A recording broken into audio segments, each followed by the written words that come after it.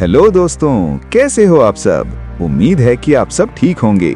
स्वागत है आपका आपके अपने YouTube चैनल मनवा जोन हिंदी पर। तो दोस्तों, जैसे कि आपको पता है कि हमने एक बहुत ही इंटरेस्टिंग मनवा सीरीज की हिंदी एक्सप्लेनेशन शुरू की थी, जिसका एपिसोड 1 हम ऑलरेडी रिलीज कर चुके हैं और उसी सीरीज का एपिसोड 2 से 5 तक आज हम डिस्कस करने जा रहे हैं। तो चलिए दोस्तों, शुरू करते हैं। तो जैसे कि आप सब जानते हो कि एपिसोड 1 के एंड में हमें एक ट्रांसफर स्टूडेंट दिखाई जाती है जिसका नाम बाइशी होता है। जैसे ही वो लड़की क्लास में एंटर करती है, वैसे ही शेन लिन जिचिन से कहती है कि देखो इसके बाल कितने सुंदर हैं, बिल्कुल सफेद बर्फ की तरह लग रहे हैं। लेकिन लिन जिचिन शेन की बातों की तरफ ध्यान नहीं देता। वो सोच रहा होता है कि इस लड़की का ऑरा बाकी इंसानों जैसा क्यों नहीं है। वो सोचता है क्या ये लड़की एक जीन फ्यूजर है, और ये भी हो सकता है कि ये एक जीन फ्यूजर की बेटी हो। फिर हमें दिखाया जाता है कि स्टार्टिंग के कुछ दिनों तक सारी क्लास के बच्चे इस नई लड़की से दोस्ती करना चाहते हैं, लेकिन बाइशी तो बस डेस्क पर पड़ी रहती थी। वो तो वॉशरूम भी नहीं जाती। लेकिन जैसे जैसे टाइम पास होता है, सारी क्लास नॉर्मल हो जाती है और उसे भूल जाती है। फिर हमें 1 महीने बाद का पीरियड दिखाया जाता है। बाइशी की बॉडी से व्हाइट कलर का लिक्विड निकल रहा होता है। किसी को नहीं पता होता कि ये क्या है, लेकिन ये बहुत अजीब लग रहा होता है। बड़ी अजीब सी स्मेल आ रही होती है। तभी क्लास में से एक बच्चा आता है और बाइशी के सर पर पानी फेंक देता है और कहता है, मैं तुम्हारी मदद कर रहा हूँ, तुम में से बहुत गंदी स्मेल आ रही है। फिर सारे बच्चे हंसने लग जाते हैं और बाइशी रोने लग जाती है। फिर लिन जिचिन कहता है, ये सब क्या हो रहा है। उसे तो लगता था कि बाइशी बहुत डेंजरस है, फिर वो रो क्यों रही है। तभी शेन लिन जिचिन से कहती है, ये बहुत गलत हो रहा है, मुझे लगता है कि हमें बाइशी की हेल्प करनी चाहिए। फिर लिन जिचिन कहता है ठीक है, और वो सोचता है कि चाहे उसे लगता था कि बाइशी एक डेंजरस गर्ल है, लेकिन अभी वो बस एक कमजोर लड़की है जिसे बुली किया जा रहा है। उसे बाइशी की मदद करनी ही होगी। फिर वो उस लड़के के पास जाता है और उसे कहता है, जल्दी से ये पानी साफ करो जो तुमने बाइशी पर फेंका है। फिर वो लड़का कहता है ठीक है। वो जल्दी जल्दी सब साफ कर देता है। वो लड़का अपने मन में सोचता है, ये तो वही फेमस लिन जिचिन है जिससे सीनियर्स भी डरते हैं, वो उससे पंगा नहीं ले सकता। फिर लिन जिचिन सारी क्लास से कहता है कि जिस भी बच्चे ने बाइशी को परेशान किया था, आकर इससे माफी मांगो अभी। फिर सारे बच्चे आते हैं और बाइशी से माफी मांगते हैं और कहते हैं कि वो दोबारा उसे तंग नहीं करेंगे। बाइशी शेन और लिन जिचिन को थैंक यू बोलती है। तब शेन कहती है, कोई बात नहीं, हम सब एक ही क्लास में हैं, एक दूसरे की हेल्प करना अच्छी बात है। और तभी से वो तीनों अच्छे दोस्त बन जाते हैं और एक दूसरे से सब चीज शेयर करते हैं, खाते पीते हैं। फिर एक दिन बाइशी दोनों से कहती है कि उससे गंदी स्मेल आती है, क्या ये दोनों को अजीब नहीं लगता। फिर वो अपने पास्ट के बारे में बताती है कि जब वो छोटी थी तब सब उससे दूर भागते थे, सब उसे बहुत परेशान करते थे, लेकिन तुम दोनों उन सब से अलग हो। तुम दोनों मेरे साथ रहते हो, खाते पीते हो, खेलते हो। मुझे इस सब की आदत नहीं है, इसलिए ये सब मेरे लिए एक ड्रीम जैसा है। फिर शेन कहती है, नहीं, ये एक ड्रीम नहीं है, ये रियलिटी है। मैं तुम्हारी सिचुएशन समझ सकती हूँ क्योंकि मैं भी इस सिचुएशन से गुजर चुकी हूँ, लेकिन अगर तुम चाहती हो तो हम सब अच्छे और बहुत अच्छे दोस्त बन सकते हैं।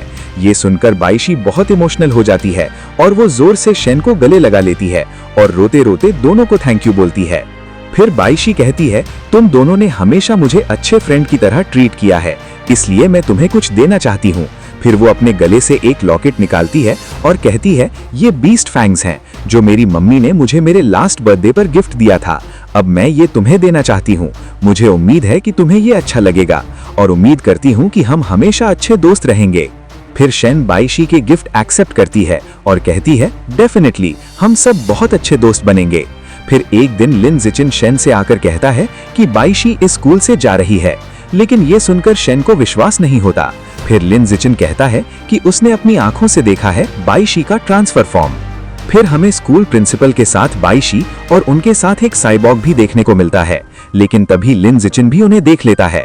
वो साइबॉग प्रिंसिपल से कह रहा होता है, आपको परेशान करने के लिए माफ करना। तभी प्रिंसिपल कहता है, कोई बात नहीं है, बाइशी के ट्रांसफर पेपर्स और पूरा प्रोसेस कॉन्फिडेंशियल रखा गया है।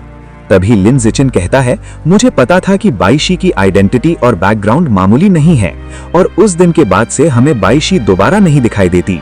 और फिर हमें लिन जिचिन और उसकी मम्मी दिखाई देती हैं।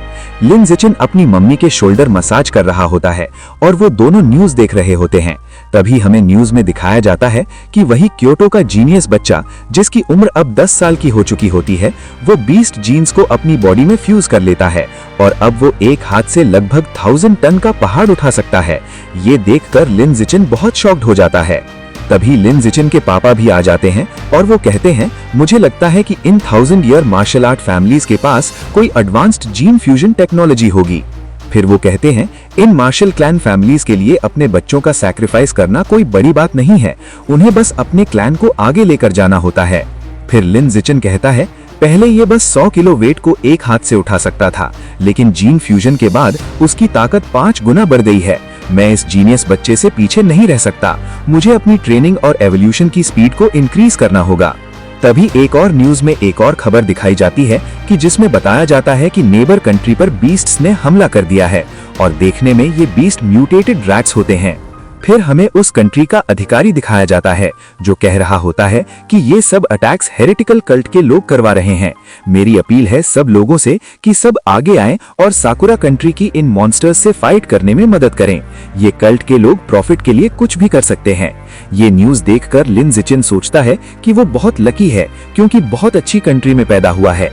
यहाँ का एनवायरनमेंट स्टेबल है जो कि मेरी ट्रेनिंग और ग्रोथ के लिए फायदेमंद है।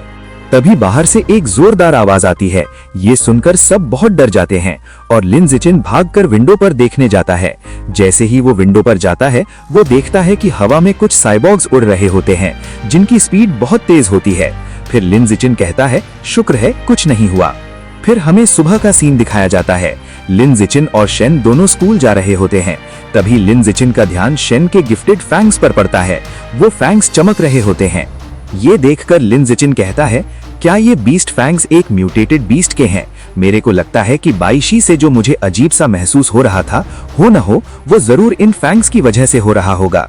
वो बीस्ट फैंग्स थोड़ी देर बाद चमकना बंद कर देते हैं और फिर दोनों स्कूल के लिए चल देते हैं। तभी रास्ते में हमें एक लाल बालों वाली औरत दिखाई जाती है। वो लिन जिचिन और शेन को देखकर कहती है, ये तो बड़े प्यारे बच्चे हैं। और फिर वो उनसे पूछती है, क्या तुम दोनों भाई बहन हो? तभी शेन कहती है, नहीं, हम भाई बहन नहीं हैं, हम बचपन के बहुत अच्छे दोस्त हैं। फिर वो लाल बालों वाली औरत कहती है, काश उसका भी कोई बचपन का दोस्त होता। फिर वो कहती है, तुम इतने छोटे हो, अपने आप स्कूल जा रहे हो, तुम्हारे पेरेंट्स कहाँ हैं? लेकिन तभी लिन जिचिन शेन का हाथ पकड़ लेता है और कहता है, बस हुई बातें, चलो स्कूल चलते हैं, हमें लेट हो रहा है। स्कूल जाते जाते लिन जिचिन शेन को समझाता है कि आगे किसी भी स्ट्रेंजर से ऐसे बातें नहीं करना। और फिर हमें शाम का सीन दिखाया जाता है जब लिन जिचिन और शेन दोनों स्कूल से वापस आ रहे होते हैं, लेकिन शेन को ये जगह बहुत सुनसान लगती है। ये देखकर शेन लिन जिचिन से कहती है, इस जगह को क्या हो गया? यहाँ इतनी खामोशी क्यों है? सारे लोग कहाँ हैं? तभी लिन जिचिन कहता है, क्योंकि ये जगह अगले हफ्ते तोड़ी जाने वाली है, इसलिए यहाँ के सारे लोग पहले ही शिफ्ट हो चुके हैं। तभी हमें वो लाल बालों वाली औरत फिर दिखाई देती है। वो लिन जिचिन और शेन का इंतजार कर रही होती है। फिर लिन जिचिन अपने मन में कहता है कि मैं तो जानबूझकर शेन को अलग रास्ते से लेकर आया था, लेकिन ये औरत यहाँ भी आ गई। फिर वो औरत उनसे कहती है, बच्चों, मैं तुम्हारे लिए खाने के लिए अच्छी अच्छी चीजें लेकर आई हूँ, जल्दी चलो मेरे साथ। लेकिन उस औरत के साथ एक आदमी होता है जो उसे कहता है, टाइम वेस्ट मत करो, जल्दी से इन्हें बेहोश करो और इन्हें उठा कर ले चलो। जैसे ही वो आदमी दोनों को बेहोश करने के लिए आगे बढ़ता है, तभी लिन जिचिन जोर से उसको एक मुक्का मारता है और वो दूर जाकर गिर जाता है। ये देखकर वो लाल बालों वाली औरत बहुत हैरान हो जाती है और कहती है, इम्पॉसिबल, ये कैसे हो सकता है? कैसे एक एलिमेंट्री स्कूल का बच्चा एक अडल्ट को इतनी दूर मुक्का मार सकता है?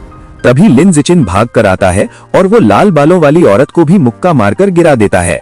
वो लिन जिचिन कहता है, मुझे इन दोनों को यहीं खत्म करना पड़ेगा, नहीं तो ये दोनों सबको मेरी ताकत के बारे में बता देंगे और मेरा धीरे धीरे ग्रो करने का प्लान खत्म हो जाएगा। लेकिन जैसे ही वो उनको मारने के लिए आगे बढ़ता है, तभी वहाँ पर वो म्यूटेटेड रैट आ जाता है और वो लाल बालों वाली औरत और उस आदमी दोनों को पकड़कर खा जाता है। ये देखकर लिन जिचिन बहुत डर जाता है और जल्दी से भागकर शेन के पास आता है और उसे गोद में उठाकर कहता है, ये एक म्यूटेटेड रैट है, हमें जल्दी से यहाँ से निकलना पड़ेगा। और जैसे ही वो दोनों वहाँ से भाग रहे होते हैं, तभी हमें हवा में उड़ती हुई साइबॉर्ग लड़की दिखाई जाती है। वो जल्दी से उस म्यूटेटेड रैट पर मिसाइल से हमला करती है और तभी सीन शिफ्ट हो जाता है और हमें लिन जिचिन अपने घर पर दिखाई जाता है। वो सोच रहा होता है कि उस साइबॉर्ग लड़की का रैंक ज्यादा अच्छा नहीं लग रहा था, इसलिए उसने पूरे 7 मिनट लिए उस म्यूटेटेड रैट को हराने में। फिर वो कहता है, लेकिन ये म्यूटेटेड रैट अभी भी बच्चा था, फिर भी ताकतवर था। अच्छी बात ये हुई कि वो दोनों वहां से बचकर निकल सके। मुझे लगता है कि मुझे अपनी ट्रेनिंग और स्ट्रॉन्ग करनी होगी। और फिर टाइम पास होता है और हमें दिखाया जाता है कि शेन और लिन जिचिन दोनों अपना अपना 9th बर्थडे सेलिब्रेट कर रहे होते हैं।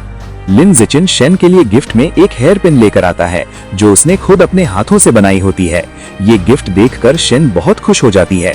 और फिर थोड़ी देर बाद लिन जिचिन और शेन दोनों अपना एलिमेंट्री स्कूल ग्रेजुएट करते हैं और अब वेकेशंस होती हैं। वेकेशंस के बाद लिन जिचिन का मिडिल स्कूल स्टार्ट होना था। और फिर वेकेशंस में हमें दिखाया जाता है कि लिन जिचिन पूरी शिद्दत के साथ अपनी ट्रेनिंग कर रहा होता है और हमें पता चलता है कि लिन जिचिन के मिडिल स्कूल स्टार्ट होने तक उसका रैंक 3 पर अपग्रेड हो चुका होता है और अब वो एक हाथ से 700 किलो उठा सकता था, 4 मीटर की हाइट तक जंप कर सकता था और 100 मीटर सिर्फ 6 सेकंड्स में दौड़ सकता था। फिर हमें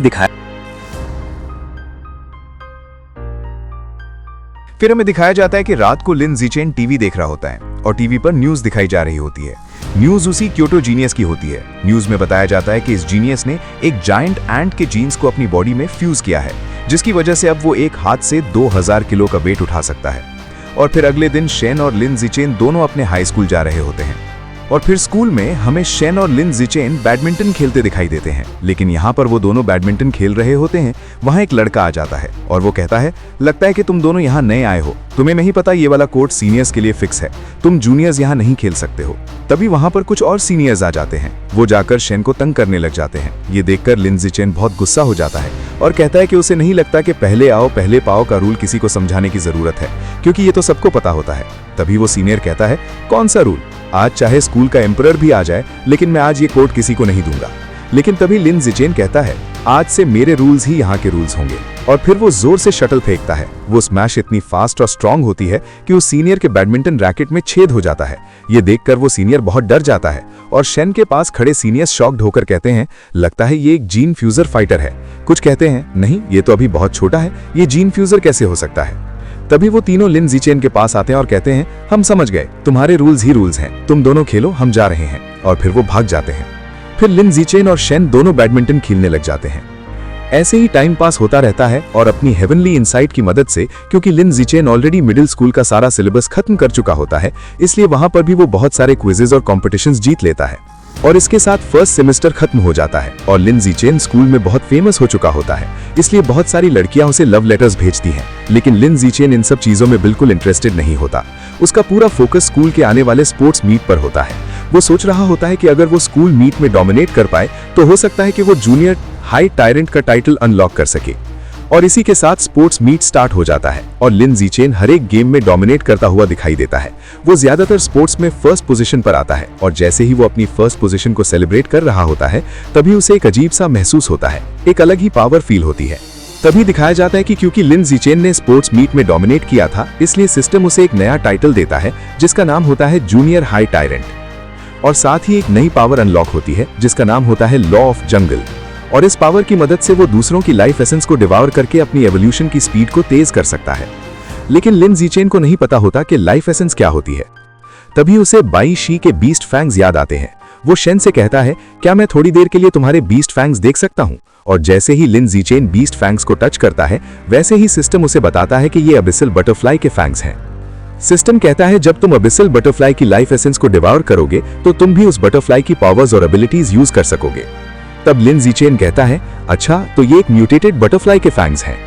फिर हमें रात का सीन दिखाया जाता है। लिन जिचेन अपने घर पर इंटरनेट पर अबिसल बटरफ्लाई के बारे में जानकारी लेने की कोशिश करता है, लेकिन इंटरनेट पर उसे इसके बारे में कुछ भी नहीं मिलता। फिर लिन जिचेन कहता है, अगर मुझे अबिसल बटरफ्लाई के बारे में कुछ पता करना है तो मुझे खुद ही कोशिश करनी पड़ेगी। और फिर वो अपना बैग खोलता है और बाई शी ने जो बीस्ट फैंग दिया होता है उसे निकालता है। वो सिस्टम से कहता है, सिस्टम डिवाउर इट। लेकिन उसे पता लगता है कि इस बीस्ट फैंग में मौजूद लाइफ एसेंस बहुत कम है, उसे कोई दूसरा तरीका इस्तेमाल करना पड़ेगा। इसके बाद हमें अगले दिन लिन जिचेन और शेन साइकिल पर स्कूल जाते हुए दिखाई देते हैं। तभी उनके स्कूल का टीचर लिन जिचेन से कहता है कि उसने उसकी परफॉर्मेंस स्पोर्ट्स मीट में देखी है। टीचर कहता है, तुम्हारी परफॉर्मेंस स्कूल के स्पोर्ट्स मीट हिस्ट्री की बेस्ट परफॉर्मेंस थी, इसलिए मैं चाहता हूं कि तुम मेरी स्कूल की मार्शल आर्ट्स टीम ज्वाइन करो। वो कहता है तुम पढ़ाई में भी अच्छे हो और एथलेटिक्स में भी बहुत अच्छे हो, तुम्हें मेरा प्रपोजल एक्सेप्ट करना ही पड़ेगा। और फिर वो कहता है अगर तुम ज्वाइन करना चाहते हो तो कल टीम को देखने के लिए आ जाना, और फिर वो चला जाता है। लिन ज़ीचेन कहता है टीचर इतना तेज बोल रहे थे कि मुझे मना करने का मौका ही नहीं मिला। इसके बाद हमें शाम का टाइम दिखाया जाता है। लिन ज़ीचेन अपने घर पर एक मच्छर को मारता है और उसकी लाइफ एसेंस डिवॉर करने की कोशिश करता है, लेकिन कोई फायदा नहीं होता। वो सोचता है हो ना हो ताकतवर मॉन्स्टर्स में ही ज्यादा लाइफ एसेंस मिलेगी। और फिर वो अपनी थ्योरी टेस्ट करने के लिए शेन के साथ साइकिल पर सुपरमार्केट जाता है जहां बीस्ट मीट बेचा जाता है, लेकिन वहां सिर्फ पैक्ड मीट होता है। तब लिन ज़ीचेन कहता है अरे यार ये तो पैक्ड मीट है, अब मैं इसे टच कैसे करूं। तभी एक आवाज आती है फ्रेश कट मीट, जल्दी आओ और ले जाओ। तब लिन ज़ीचेन का ध्यान उधर जाता है और वो शेन से कहता है तुम यहीं रुको, मैं अभी आता हूं। वो भागकर उस दुकान पर जाता है और जैसे ही वो मीट को टच करता है वैसे ही उसे एक अलग ही पावर महसूस होती है। फिर वो कहता है मुझे पता था बीस्ट मीट में स्ट्रॉन्ग लाइफ एसेंस होती है। ये सब देखकर शेन कहती है मुझे लगता है लिन ज़ीचेन पागल हो गया है, ये कैसी हरकतें कर रहा है। फिर लिन ज़ीचेन शेन से कहता है जब यहाँ आ ही गए हैं तो क्यों ना कुछ खरीद ही ले। वो शेन को कुछ मीट दिखाता है और स्क्विड मीट उठाकर कहता है क्या हम ये खरीद लें।